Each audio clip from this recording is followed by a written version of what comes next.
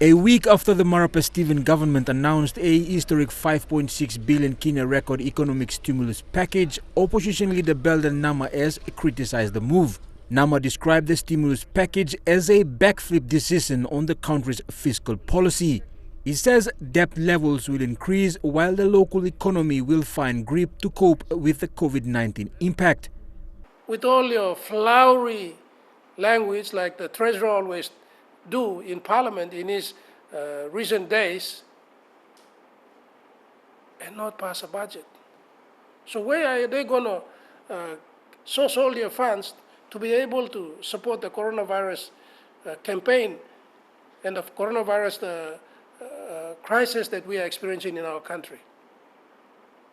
There is no legal effect to the so-called stimulus budget of 5.6 billion that they announced in Parliament, because we have not passed the supplementary budget. Debating the statement by the Treasurer, the opposition leader says there is no policy coordination linking the local economy. Of the 5.6 billion package, Namah says 4.6 billion will finance the 2020 budget deficit. Only 1 billion is the actual stimulus package, says Namah. He wants Parliament to recall so the supplementary budget is passed and external financing is sourced. There are 5 things that we are concerned about that the Marape-Steven government has failed to do. And we question, 1, why the delay to introduce the 5.6 billion stimulus package? Secondly, why the fiscal policy backflip by the Marape-Steven government? Thirdly, the stimulus package is only 1 billion and not 5.56 billion as excitedly announced by the Treasurer Ian Lynn-Stuckey, while he was leaping and with joy and dancing on the floor of Parliament, completely misleading the people of our country.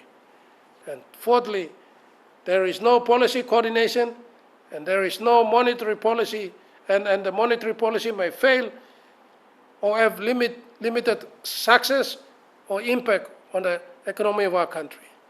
Finally, the government is already signaling that it cannot manage its internal debts the way we expect them to. With the SOE extended for 2 more months, the Marape-Steven government pushed for a record 45 million kina with an additional 115 million kina funding to fight the COVID-19 threat. During the announcement last week, Treasurer Ian Lynn-Stuckey described the move as responsible, broad, comprehensive and flexible. The Treasurer believes monetary policy and regulatory reforms, despite a 2 billion drop in revenue, is a conservative approach to cushion and combat the COVID-19 war. This economic stimulus package is based on 5 principles. First, the response will be a PNG-owned and driven response. It will be designed to take advantage or to advance the Take Back PNG agenda.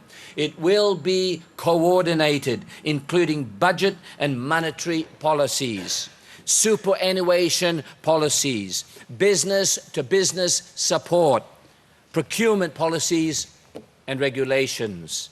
It will recognize the cash, the foreign exchange, the budget management, the private sector, the household elements of a sensible, nimble, meaning clever, and flexible response.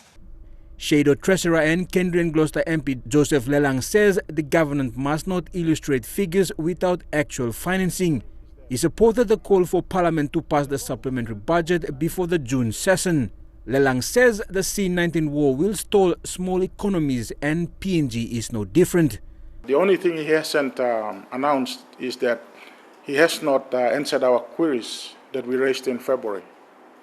He has not outlined what the domestic conditions are or are likely to be. What are the external developments and conditions? He needs to say all of these things to create the environment that will justify the kind of stimulus package he has to introduce. And so many of these things are not there. We actually saw his speech as very shallow and very scanty. Jack Lapava Jr., National MTV News.